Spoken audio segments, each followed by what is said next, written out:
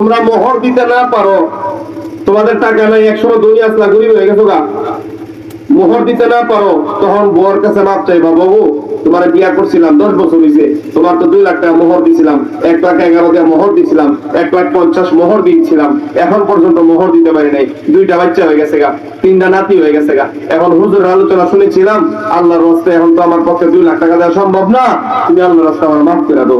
অথবা বিবি 2 লাখ টাকা ছিল, এত টাকা তো আমি দিতে পারতাম না, 20,000 টাকা দিয়ে আমি তোমার কাছে মাফ চাইতেছি। বউ যদি তোমার মাফ করে দিলাম, আল্লাহর কাছে আপনি মাফ চাইবেন, মাফ পাইবেন। আর বউ যদি মাফ না করে, আল্লাহর কাঠ গড়ার মধ্যে এই মোহর না দেওয়ার কারণে আপনাকে শাস্তির সম্মুখীন হতে হবে।